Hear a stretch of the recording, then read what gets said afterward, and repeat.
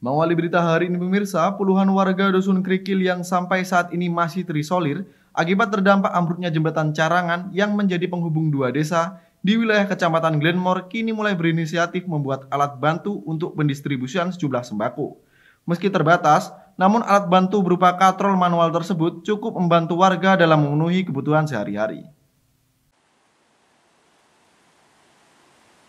Pemirsa, memasuki hari keempat pasca ambruknya jembatan Carangan yang menjadi akses penghubung dua desa di wilayah Kecamatan Glenmore membuat puluhan warga RT 01 RW 02 Dusun Gunung Krikil, Desa Tegalharjo yang kondisinya masih terisolir kini mulai berinisiatif membuat alat bantu berupa katrol manual untuk proses pendistribusian kebutuhan pokok yang sempat tersendat.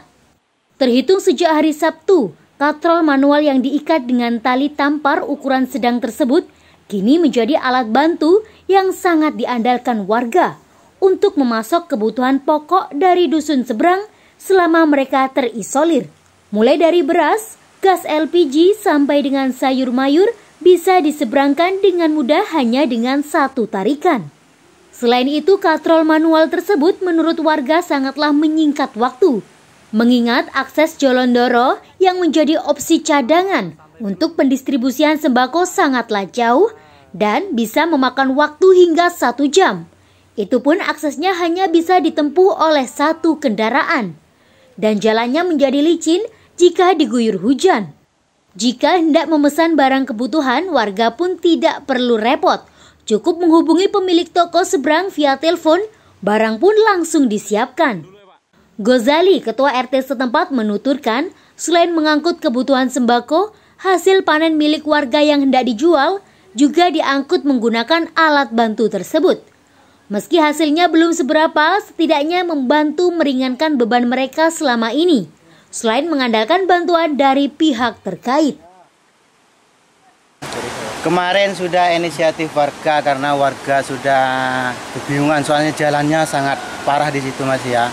Jadi kalau menempuh sana itu ya kalau tidak pakai trail tidak bisa, otomatis sementara inisiatif warga untuk pakai tampar sementara biar aset bahan pokok itu sementara bisa mendukung gitu Mas. Kalau pakai sementara pakai ini alhamdulillah ada sedikit membantu untuk keringanan kebutuhan bahan pokok. Terus untuk warga sendiri gimana Pak untuk kegiatan sehari-hari bekerjanya? Untuk warga di Carangan Pak, karena akses jalan sudah lumpuh total, jadi masih sekarang tidak ada pemasukan Pak. Jadi yang kerja biasanya lewat sini, yang tidak kerja biasanya hanya diam di situ Pak. Selain kebutuhan, misalkan di sana ada nggak warga yang mengandalkan penghasilan dari sana juga? Mungkin hasil bumi dari sana? Ya ada? Sebagian, alhamdulillah kemarin sempat ada katanya sudah panen, ada yang beli.